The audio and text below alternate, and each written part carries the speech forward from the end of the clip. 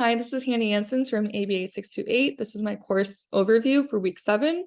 So all data as of Dex 3 for fluency and acquisition are up to date.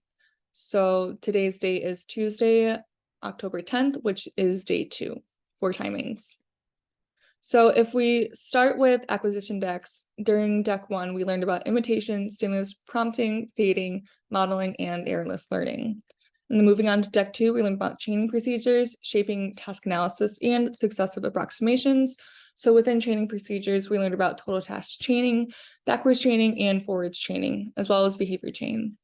And then during deck 3, we're learning about differential reinforcement procedures, like differential reinforcement of alternative behaviors, other behavior, and incompatible behavior.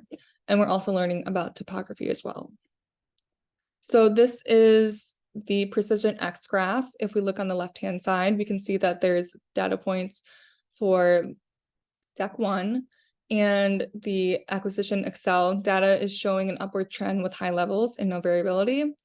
And then at the bottom where the X's are the decel scores, which is showing a 0 trend to low levels for decel data. In the middle of this graph, we have acquisition deck 2. So here we can see that the recorded data points are showing an upward trend, again, with high levels and no variability. And then continuing the same trend for decel data, there is a 0 trend with low levels. And then moving on to the right-hand side of the graph, we are looking at deck 3 with high levels and an upward trend in Excel data for acquisition deck 3. And then similarly to decks 1 and 2, there is a 0 trend in low levels for decel data. And if we take a look at this graph right here, it is showing us fluency deck 1. So in weeks 1 and 2, there are high levels of Excel data with a slight upward trend. And then looking at the bottom of the graph here, where the red orange lines are, we are looking at a 0 trend in low level decel line. And then moving on to fluency deck 2, we are looking at weeks 3, 4, and 5.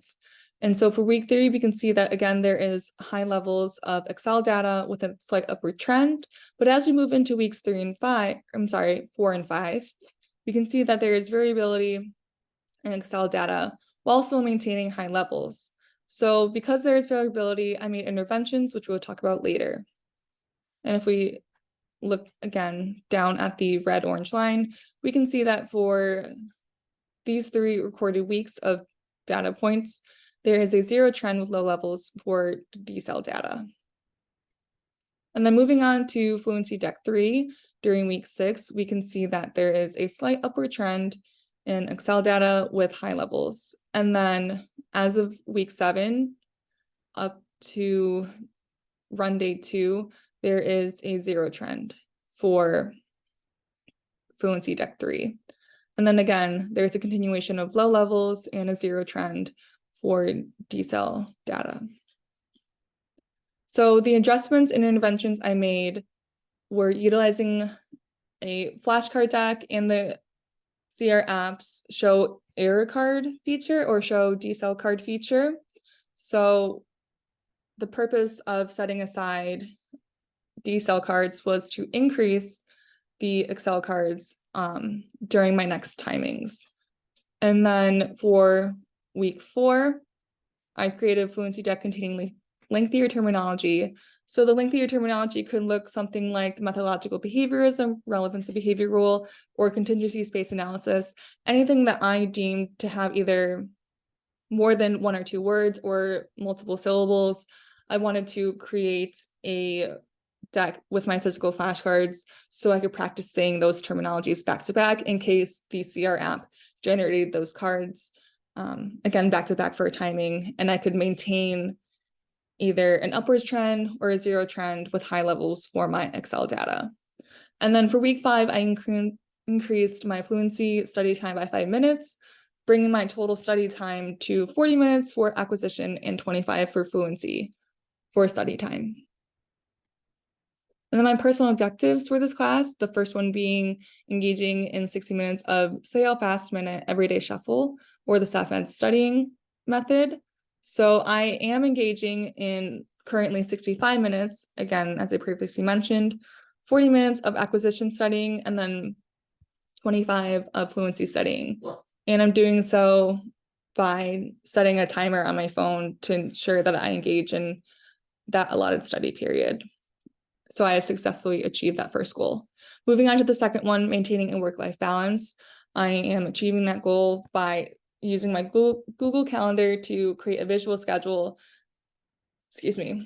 to see when I can fit in and block out personal leisure time and social time with friends and family. So for my leisure time, it can be anything like going on a walk, reading a book, or doing a puzzle, anything to decrease any stress or burnout that I've experienced from being a graduate student and full-time employee, and maintaining or increasing any emotions of feeling happy and relaxed after work. And then passing the final exam with an 80 or above. I have not taken the final exam as it only is week 7, and we are taking that in week 8. So right now I am studying by keeping up with the readings and the lectures to ensure that I pass with an 80% or above. And then the last goal was creating a weekly study routine for time management.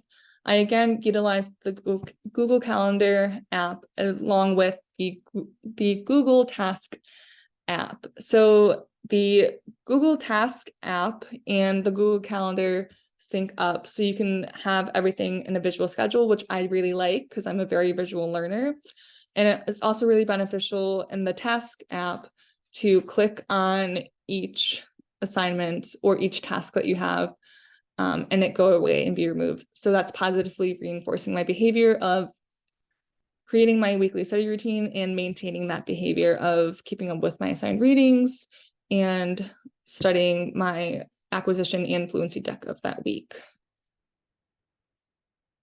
So if there are any questions, comments, concerns, please leave that in the feedback, and I would greatly appreciate that. Thank you.